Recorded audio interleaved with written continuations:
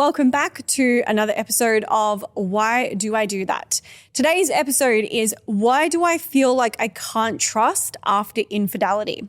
So I'm going to break it down for you in a couple of different ways because not being able to trust is one thing, infidelity is another thing. So I think when I think about this question, I think, of course, you can't trust after infidelity. I know from personal experiences that you start questioning everything that you didn't see, and it makes you hypersensitive in the next relationship to making sure that you're on top of things. Like it's kind of like, oh, well, I didn't see that coming in that past relationship, and that person who I thought that I could trust and who I loved broke my trust. And so now when I feel that feeling of love with this new person, is it going to be followed by that same feeling of hurt? Because as humans, like pattern recognition, like we look for patterns, we create patterns. So we think like, okay, I loved and then I was hurt. So am I going to love and be hurt again? Is like sort of at the bottom of that. And I can really relate to this in that my current partner, Gav, is such a beautiful, lovely man. And anyone who knows him would say that he is not the kind of person who would cheat at all. And in myself, I know that, but often there are things that have happened in past relationships and I'll get triggered and I'll feel like the same thing's going to happen. And it's not so much him and what he's doing, but my feeling like I can't trust and knowing what can happen if I do fully trust somebody. And for me, it's probably, when I think about this, I go back to the foundation of trust. And, you know, I was speaking today with the podcast manager who's in here about the foundation of trust. And I was thinking about, you know, that first foundation of trust, as he mentioned, is in your parents. Like you build this trust with your parents and you know that you can rely on them for anything. If something bad happens, you can go to them. They're your protectors. They are your source of survival and safety. And they're the first people that you learn to truly and deeply trust, knowing that they love you unconditionally and that they've got your back no matter what. If you don't have that foundation of trust in your childhood, it's, I don't want to say impossible, but it's really difficult for you to build that trust up on your own when you don't have the blueprint of it. We learn how to do that from childhood through example. And when you don't have that example, you're basically working off of a blank slate, essentially. So for me, you know, I guess with my father, there was no trust there at all. There was lies and deceit and, you know, he was not my safe person. He was, in fact, the most unsafe person in my life. Like, you know, people talk about the monsters being out there and being the people that you can't trust as strangers. When in reality, for a lot of people, and I know I'm not alone in saying this, a lot of people who have this sort of betrayal trauma and who have childhood trauma, the people who they can't trust are their own family. So you have to look at, is it about the infidelity and is it about the cheating and is it about the person, or is it all people that you can't trust? Is it that you don't have that blueprint of how to trust? Is it that you don't have that foundation of trust and being able to know that you can rely on somebody?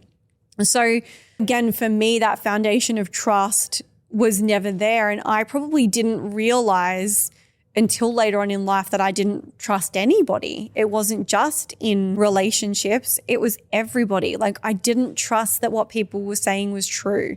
I didn't trust that people felt the way that they felt about me or what they were saying about me was true. I didn't trust that I could rely on anybody. So I became hyper independent and did everything on my own and pushed people away. And I think that you have to look at that foundation of trust and do you have that foundation in the first place? And if you don't, how can you build that? How can you start to lean into like who can be your safe people that can help you to know that you can rely on people and that people can be safe and that people can love you unconditionally? And I guess there is a part of my brain that's just can be completely polarizing and conflict exactly what I just said and say that you actually can't ever, fully trust that somebody is, especially in relationship. Like you can't ever know that somebody or trust that somebody isn't going to hurt you because at the end of the day, we're all individual people with individual desires and, and parts and shadows and plans and things that we want. And it's not even that somebody would intentionally hurt you, but that through them living their life the way that they want to live it and through them doing what they want to do as their own individual person, that could end up in the result of hurting you. So for instance, somebody who is in a relationship and they feel like that person isn't right for them anymore. And so they break up with them and they say, look, I really want to go traveling, or I really want to pursue this career over in this country or whatever. And I don't feel like this relationship serves me anymore. You could say, well, I trusted them and they hurt me. Or you could say, well, that person's being honest and they're living their own life and they're living their truth. And as a consequence of that, they've hurt you. So part of my brain is like, you can never fully trust that someone's not going to hurt you intentionally or unintentionally. But what you can trust is that you'll be okay. And what you can trust is that if you don't live with this perspective, and again, it sounds really conflicting here, what I'm saying, but if you don't lean all the way in and be vulnerable and love and trust and give them your whole heart, and you always hold that little bit back because of fear that they will stop loving you, break up with you, cheat on you, whatever it is, you're only ever giving half of yourself, and you're then always predicting and expecting that they're going to hurt you or break your heart. And that doesn't end up well for anybody, because when you're predicting it and expecting it, it often unconsciously does happen, because it comes out of you unconsciously of like, oh, you're probably going out because of this, or, oh, you're going to leave me one day, and you're planting that seed and you're putting that negativity into the relationship. So I think on some level as well, we have to just be so vulnerable and so brave, and it is brave, and just trust wholeheartedly, because the opposite of that is to love halfly. I don't think halfly is a word, but to just love half and to not put that full trust in. And if I bring it back to the question surrounding cheating and infidelity, obviously that's a whole new layer of the person's already hurt you. And so it's like there is a really high chance that they're going to hurt you again. But you really do get to that crossroad of like, okay, well, I have two options. I leave and then I guarantee that it's not going to happen again, or I stay. But if you're going to choose to stay, what's the point of choosing to stay if you're going to question it all the time? Like, it sounds logical, but like, what is the point of staying if you're just going to assume that they're going to do it again and you're not going to be able to trust them, and you're expecting that second heartbreak? That's a half relationship. That's a half life. That's not love. Like, that's not deep, deep dive in vulnerability, ultimate connection, love. That's just staying with someone because it feels familiar and because you feel like you can't leave, or whatever the reason. I think if you're not going to lean into vulnerability and you're not going to lean into fully trusting, there is no point. It's a half relationship. So even though you might not have that foundation of trust with this person or the blueprint from childhood, you really are living sort of a half life if you're not diving into that, because that connection, the vulnerability and that deeper connection, that emotional connection with somebody and trusting somebody is going to bring you into deeper levels of love that you're not going to have if you've always got this half barrier up of like, okay, I'll stay with you, but I don't fully trust you. It's like, what sort of relationship is that? Like, that's going to end up in arguments and a level of disconnection and probably the same thing happening over and over again. So we have to find a way to trust. We have to find a way to lean into that. And the way that I've done this, because to be honest, again, sometimes I hate being honest, but we've got to do it. I've got to be the example here, is there was so much trust broken in my marriage that even though I knew on a conscious level that, and I do know on a conscious level that Gav is a stand-up guy, I still have these triggers and these moments where, especially in the beginning of our relationship, for those of you who don't know, Gav and I met when I was like, ain't no way I'm getting into a relationship. I just want to fling. Gav was like, I'm leaving to travel Australia in 3 months. And I was like, perfect. Let's just have sex and have fun and nothing serious. You're a really nice guy and you travel Australia, and maybe when you're done for that year, I'll be in that, like I'll be in a state. I would have had my single gal year and done all my business things and followed my dreams.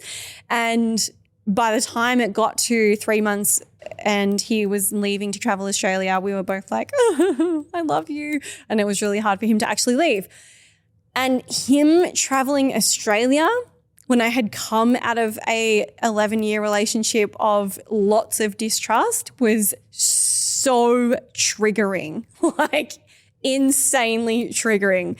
It was, I didn't know, I was just like, this will be fun. Like, we'll just I'll come and fly out and visit you, and just was so optimistic, just didn't think it would be a problem at all. And every time he would be out of reception for a day or two because he would be in the middle of nowhere, I'd be like, why isn't he messaging me? Who is he with? He could be doing anything right now. I would never know what he's doing. Honestly, this is embarrassing for me to say because it's, these thoughts were going through my mind constantly of like, he's like, I'm going to the pub tonight. Or he'd be like, we met this group of Norwegian backpackers. And like my brain was just like, oh, like this is too much. I can't do it. And the amount of times I wanted to break up with him and thought about breaking up with him because I just thought I can't trust. I just can't do it.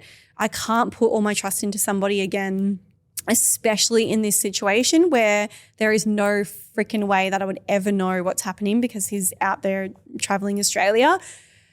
Oh, it was so hard. And what got me through it was obviously one, love, but two, that I was like, you know what, like I don't want to be that person who gives half because I'm afraid of being hurt again. I need to be able to fully commit to love and to just dive all the way in, because if I don't, I'm probably going to regret it.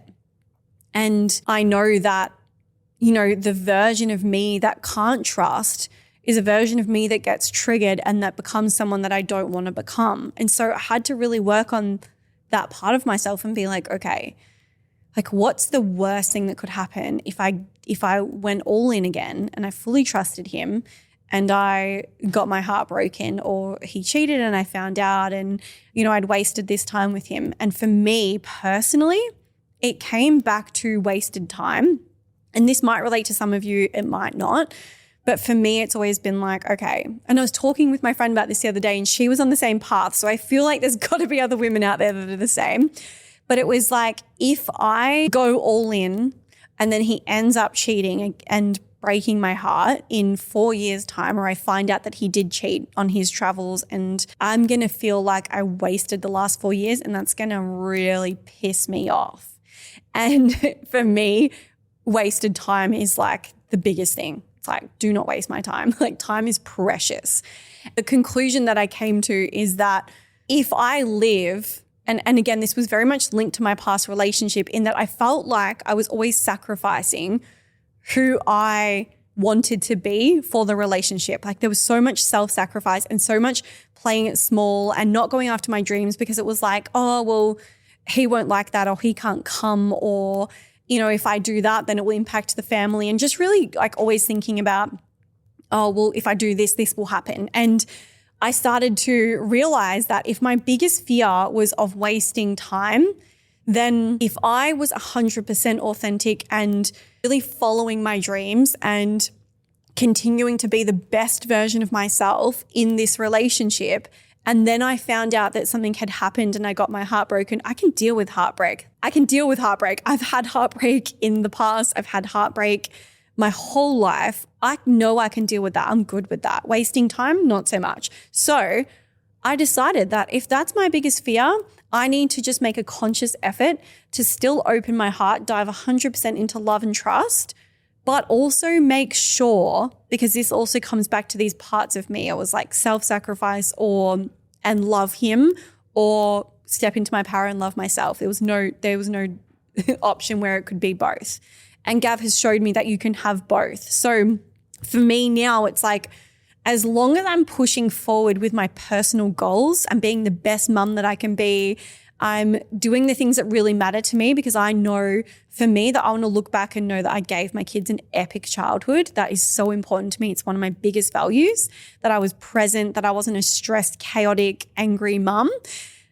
I know that if I'm doing all of those things, I'm pushing towards my own goals, I'm living the life that I want to live, I'm never limiting myself because of him. And I'm never limiting him either from doing what he wants to do. If I can do that, I can then love and trust completely because I'm never going to have wasted my time. If he broke my heart in 4 years, I'd be like, you know what? I still launched the podcast. I still launched the book. I still launched the retreat. I still did. These are all my personal goals, by the way. 2025, here we come. And if I still was achieving all of these goals and he ended up breaking my heart, I could go, you know what? That hurts. But also I was still being who I wanted to be. I was still progressing. I was still living the life that I wanted to live. Most of your pain will come from, and again, know this from personal experience, I sacrificed everything for him. You know, I sacrificed this and I had children and I stayed home and I didn't work and I didn't follow my career. And, you know, I stopped seeing my friends. I started hanging out with his friends. I could list hundreds of examples from women. It is the heartbreak, but it's also the sacrifices that you made. So stop sacrificing. So start living in alignment with who you want to be. And if they don't support that, they're probably not your person, because I know now that the person that I love, I don't want Gav to sacrifice anything for me either. I want him to achieve his goals. Part of me wanted him to travel Australia. And even though it was awful, I knew that that was his dream. And so I supported that. And I think that when we are afraid of someone hurting us, we also can become really controlling of that person. And then we can be like, well, you can't do this because I can't do this. And we don't actually go, I love that person so much and I want them to be happy. What does happy look like for them? And if we don't do that for them, we can't do that for ourselves. So bringing it back to trust, it's like you can't trust that they're not going to hurt you. You have to try. You have to try and just lean all the way into love, but also at the same time, be the person that you want to be. Don't sacrifice who you want to be in that relationship. If you have to fit in this box, as I talked about in a previous episode, if you have to fit in this box to be in that relationship, it's probably not the correct relationship for you, because knowing now from being in the right relationship, there is no box. I can think about my life and think about the potential, and it is absolutely limitless. And that's what happens when you're with the right person.